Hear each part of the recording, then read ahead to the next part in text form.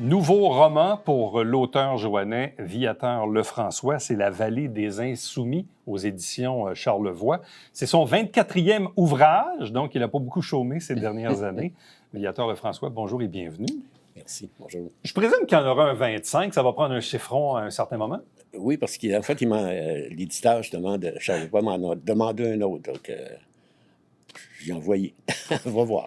En quoi il est différent des 23 autres? Autrement dit, c'est quoi la niche qu'on a choisie pour celui-ci? En fait, c'est que j'ai présenté un projet au Conseil des arts et des lettres du Québec, justement, ce projet-là, parce que je voulais un livre qui se passait, en fait, dans notre région, mais historique, mais en même temps, c'est aventure, naturellement. Donc, c'est vraiment de 1831 à 1843. Donc, c'est toute une aventure, hein, notre histoire. Puis dans la région, il y en a d'histoire.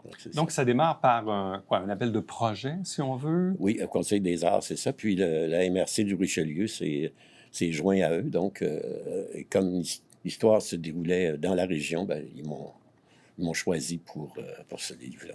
Bon, en quoi cette période de l'histoire vous interpellait pour mettre, disons, les fondements à ce roman?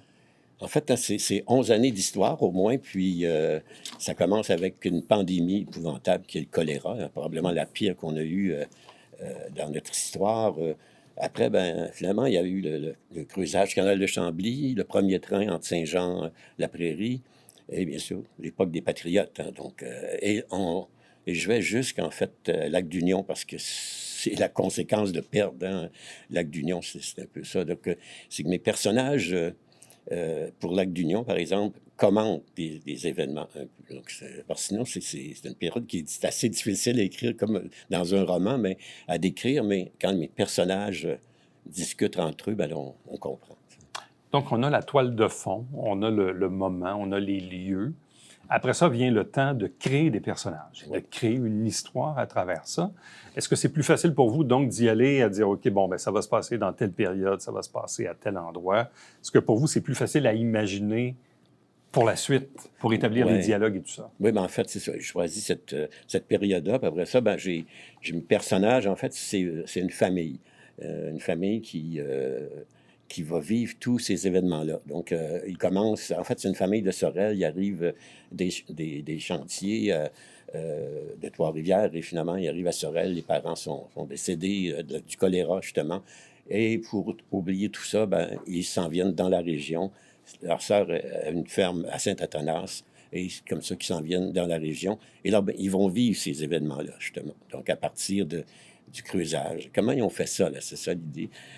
Ils vont travailler, par exemple, à la construction du chemin de fer. Hein. C'est un peu ça l'idée. Puis ils vont être naturellement actifs dans l'époque des Patriotes. Donc, mes personnages vivent les événements. C'est drôle que vous parlez de Sorel, parce que récemment, je regardais mon propre arbre généalogique.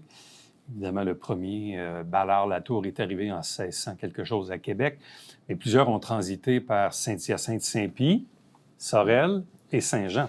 Donc, on voit, c'est comme si on partait de Québec, on descendait un peu vers l'ouest, et là, après ça, on s'est réparti le long du Richelieu, oui, là, au fond. Oui, puis en fait, c'est ça, la vallée des Insoumis, c'est un peu ça. Donc, je devais partir au moins de Sorel et là, ben, les gens, quand ils s'en viennent ici, naturellement, c'est à cheval, donc ils ont plein d'aventures jusqu'à arriver à Saint-Athanas. Donc, c'est un peu l'idée. Bon, vous faites référence donc à l'épidémie de choléra dans ces années-là, et vous faites référence à cette famille, dans le fond, qui part de Sorel pour, au fond, venir s'installer dans la paroisse Saint-Athanas. Exact, oui. Parce que je trouvais ça intéressant, tu sais, hein, parce qu'aujourd'hui, c'est Saint-Jean, donc, mais à l'époque, Saint-Athanas, c'était quand même un village important. Saint-Jean avait quoi, 1000 habitants à l'époque? Hein, c'était pas...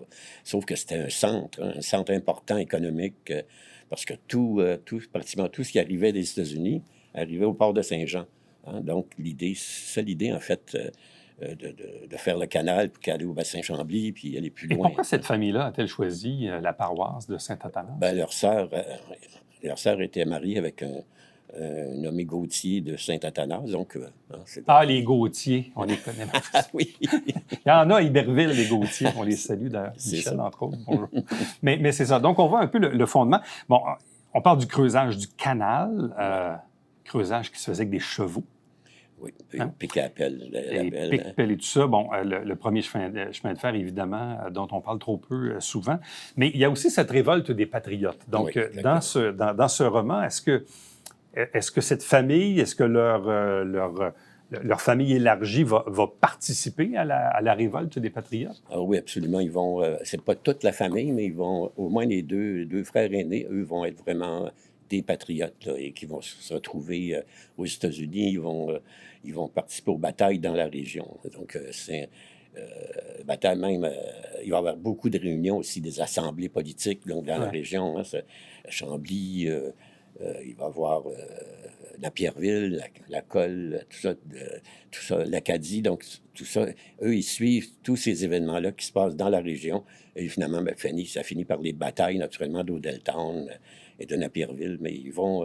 On parle des fois un peu, on fait une référence des fois à d'autres batailles qui ont eu lieu sur le territoire, mais eux, ils vont vraiment participer à des batailles comme, par exemple, quand Robert Nelson a déclaré l'indépendance du Bas-Canada, c'est ça. Ils vont être naturellement présents. Hein. C'est un moment un peu historique. Comme je dis aux gens quand je vais faire des conférences, le Québec est indépendant au moins une journée. Ça n'a pas été long. Bon, c'est un roman qui s'adresse à la fois aux jeunes du secondaire, Ouais. mais aussi aux adultes. Oui, oui. Donc, autant un que l'autre. Oui, parce que en fait, j'essaie de faire le pont entre les deux, parce qu'en écrivant au temps présent, c'est facile pour... hein, c'est plus d'aventure, là, je trouve, avec les jeunes du secondaire, mais les adultes, eux, adorent ça aussi. Là, hein. Est-ce que ça peut être un roman d'intérêt pour des profs de français, des profs d'histoire au secondaire? Est-ce que c'est le genre d'ouvrage qui peut être utile pour eux parfois? En fait, surtout dans la région, vu que quand on parle Oui, du train, encore quand on plus. parle du canal, hein, ben, ce qui est intéressant, les canaux comme Beauharnois, Saint-Jean, puis le canal de la Chine, c'est beaucoup les Irlandais qui creusaient ça. Hein. L'Angleterre vidait l'Irlande des hommes carrément là, à l'époque.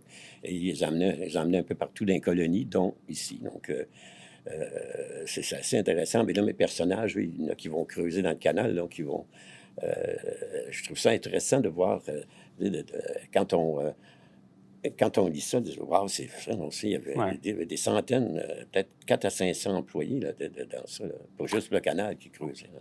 Il y a le roman en tant que tel, évidemment, qu'on a ici, mais il y a aussi, attenant à ça, une conférence qui est destinée au grand public que vous offrez Oui, occasionnellement oui ben, en dans fait, certaines tribunes. oui, ben, en fait, il y a la bibliothèque là, qui me demande ça souvent, comme Samuel de Champlain, là, qui, Oui, ça, c'est l'autre ici, là. oui, Samuel de Champlain, le visionnaire. Ça, c'est oui, celui d'avant, dans le fond? oui, c'est Oui, l'année dernière, la même oui, maison d'édition, le oui. Charlevoix. Je fais beaucoup de conférences parce que c'est le personnage le plus important de notre histoire. Hein. Sans lui, on n'existerait pas. Donc, lui, j'en ai fait une, par exemple, dernièrement à Saint-Édouard. Là. C'est probablement la dernière avant l'automne. Mais à l'automne, j'en ai à Québec, j'en ai à Saint-Romuald. Donc, j'en ai de différentes places. Ça, c'est intéressant. L'idée, c'est qu'un livre soit diffusé. C'est pas si facile que ça non plus. Là. Là aussi, post-pandémie, les salons du livre ont repris Ouais.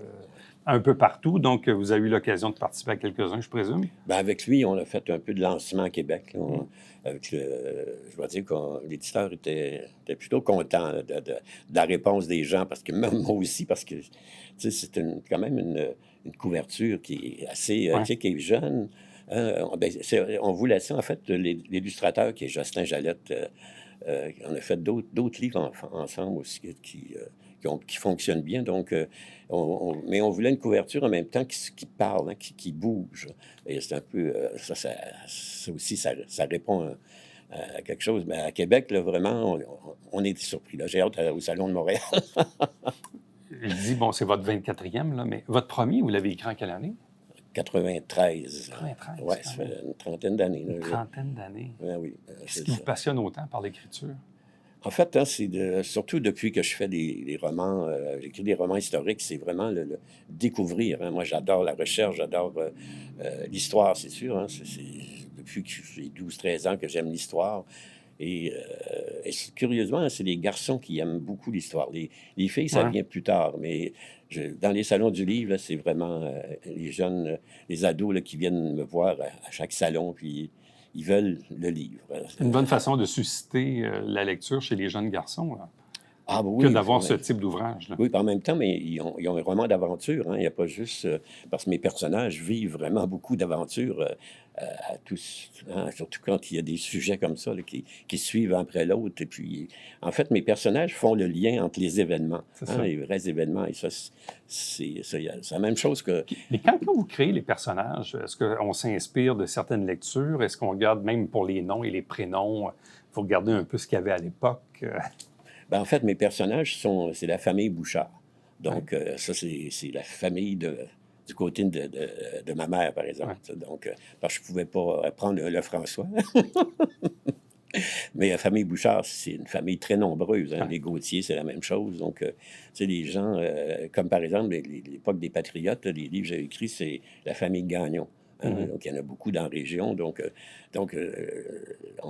c'est facile quand tu te dis, ah, regarde ça, mon mari est un Gagnon. Tu sais, donc, tu sais, en même temps, ça suscite un certain intérêt. Là. C'est un peu l'idée. Tu sais. Alors donc, La Vallée des Insoumis aux éditions Charlevoix, le 24e ouvrage de Viateur Lefrançois. C'est un roman qui s'adresse à la fois aux jeunes secondaires, mais également aux adultes. Et surtout qu'on est dans la période 1832-1843, Bas-Canada, Vallée du Richelieu, où les gens partent de Sorel pour venir s'établir dans la paroisse de Saint-Athanase. Donc, un gros merci, une belle découverte. Merci beaucoup. Merci beaucoup. Restez avec nous, on vous revient après ceci.